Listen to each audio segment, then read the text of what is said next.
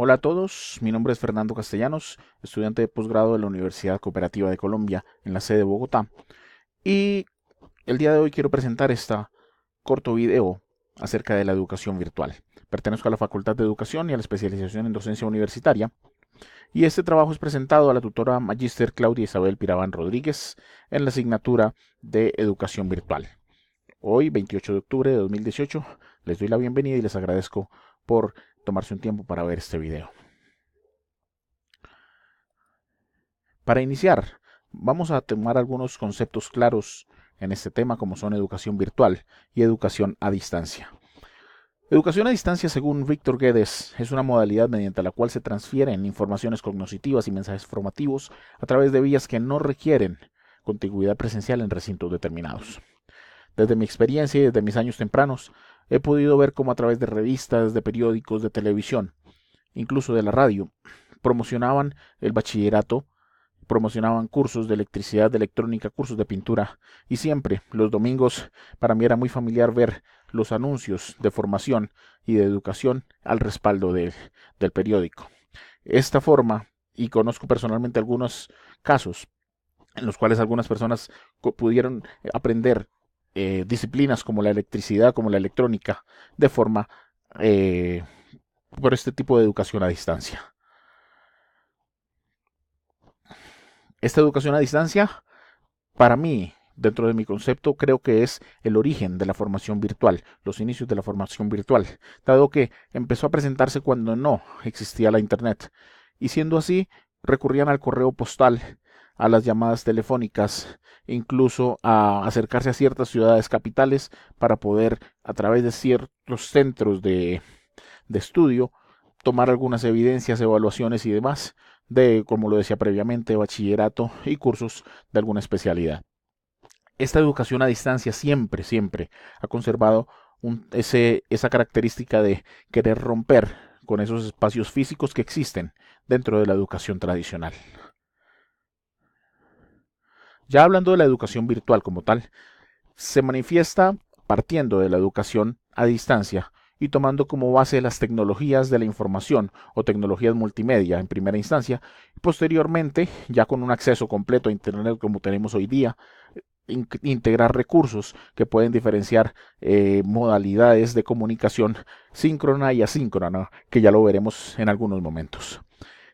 Normalmente, pues, las personas suelen hablar que la educación virtual y la educación a distancia suelen ser similares. Sin embargo, sí existen varias diferencias puntuales entre ellos, y es que por lo menos en la educación a distancia se cuenta con ciertos espacios de interacción periódicamente con un tutor y con compañeros, mientras que en la educación virtual nos remitimos única y exclusivamente a los recursos educativos y a las tecnologías multimediales y a las tecnologías de la información.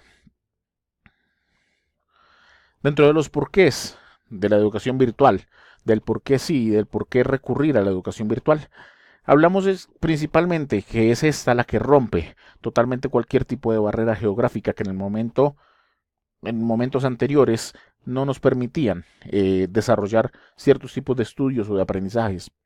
De hecho, una de las razones por las cuales estudié en Bogotá es porque en la ciudad donde me encontraba inicialmente y donde realicé mi pregrado, no había la oferta de posgrados que me llamara la atención, que yo quisiera para complementar mis estudios. Por eso tuve que viajar inicialmente hacia Bogotá a buscar un posgrado un poco más cercano a lo que quería. Tenemos diferentes tipos de cursos, donde hay cursos con un número determinado de estudiantes, que la mayoría de cursos convencionales, y tenemos los cursos MOOC, que son los Massive Online Open Courses, que son un curso donde pueden estar inscritos 1000, 2000 personas y tienen obviamente como agentes o como actores, aparte del estudiante, tenemos facilitadores, que son los tutores, tenemos moderadores, incluso podremos tener consejeros académicos. Tenemos dentro de la educación virtual cursos cortos desde 8 o 10 horas, webinars que duran una hora, hasta tecnólogos, técnicos, carreras profesionales y en este caso posgrados totalmente virtuales. Así que rompe las barreras de espacio, de tiempo. En este caso del curso MOOC que les refería, hablamos de que el curso va respondiendo de acuerdo a mis necesidades de tiempo. Si yo desarrollo en 1 o 2 semanas todos los contenidos, puedo tener una certificación, mientras que en otros casos los cursos y los tiempos son definidos por un tutor o por la institución que lo ofrece. Dentro de la educación virtual, hablamos, que se ofrece un ambiente virtual de aprendizaje o un ABA, en donde se vinculan herramientas tecnológicas, eh, contenidos multimediales, contenidos de audio y video, acceso a internet, recursos interactivos, evaluaciones, foros de discusión, foros sociales e incluso sesiones en línea, que son espacios sincrónicos donde interactuamos con nuestros compañeros y tutor en tiempo real. Dentro de pros y contras, o ventajas y desventajas de la educación virtual, los expertos pedagogos afirman que la educación virtual, aunque aún tiene mucho camino por recorrer, es una excelente opción para especializarse y avanzar en la profesión. También, de igual modo, complementar aprendizajes que tengo y poder certificar en muchos casos estos aprendizajes. Hablamos de las ventajas, como flexibilidad en tiempo-espacio, ya lo vimos previamente, que rompe con cualquier tipo de barrera de espacio en su gran mayoría, y de tiempo en algunos casos, desarrollando y organizando mis periodos de tiempo y mi trabajo. Nosotros como estudiantes somos elemento activo, y esto a su vez promueve que desarrollemos nuestras habilidades de estudiantes autónomos, que podamos a través de ciertos recursos poder aprender y desarrollar aprendizajes. El tutor, más que un transmisor de conocimiento, como está en la educación tradicional, es un facilitador de este aprendizaje, una guía, un compañero de nuestro proceso de formación. Tenemos herramientas multimediales e internet como fuentes ilimitadas de conocimiento. Sin embargo, hay que tener mucho cuidado, y es aquí donde la investigación y verificación de las fuentes de conocimiento es muy importante, dado que muchas cosas, o la mayoría de cosas que están en internet, no tienen un fundamento válido, ni científico ni académico. Minimiza los costos de inversión, a su vez de tiempo, dado que los desplazamientos en costo y en tiempo se minimizan, y a su vez por los materiales, ya que son todos digitales, también es amigable al ambiente. Dentro de los desafíos, más que desventajas, porque desafíos nos implica reto que debemos superar, es evitar la pasividad frente a los procesos. Tanto tutor como estudiante deben tener una parte activa dentro de la educación virtual, y siendo así, es responsabilidad tanto del uno como del otro para disminuir este aislamiento, que no tengo yo compañeros con los que me veo frecuentemente. Sin embargo, a través de grupos de WhatsApp, de encuentros sincrónicos, de foros, puedo acercarme a ellos y poder tener cierto contacto.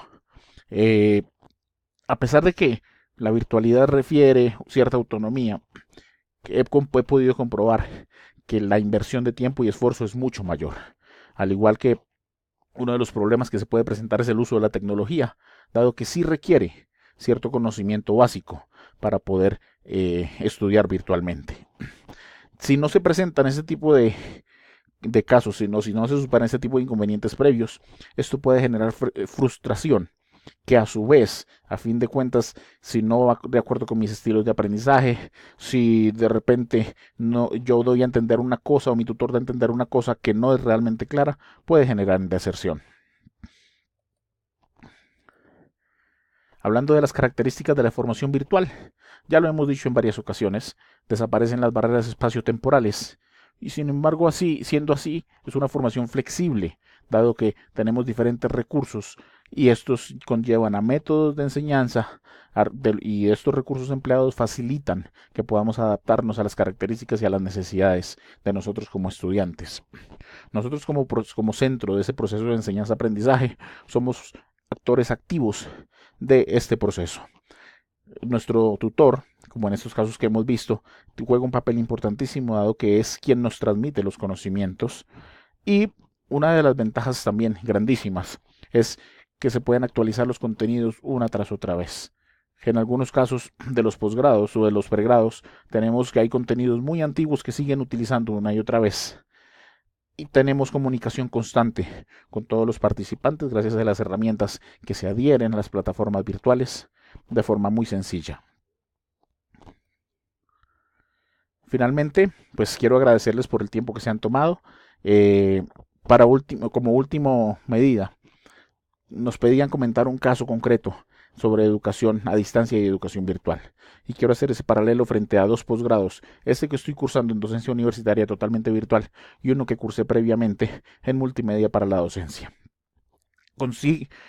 Necesita mucho más responsabilidad y autonomía el posgrado virtual, dado que en el que teníamos a distancia debíamos desarrollar ciertas actividades, pero la gran mayoría las desarrollábamos en el campus, en los momentos cada 8 días que nos veíamos, que nos reuníamos, veíamos algunos temas y la clase era un poco magistral y muy enfocada como a la educación tradicional, a pesar de ser a distancia, de no ser diario, teníamos muy poca actividad autónoma por fuera de clases.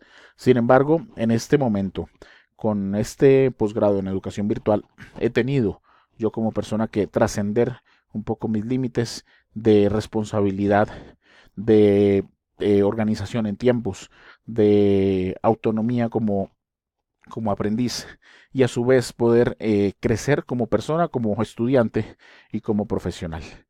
Agradezco muchísimo su atención y espero que les haya gustado este video. Quedo atento a sus comentarios y les deseo éxitos en sus estudios y en todas sus labores. Que estén bien. Chao.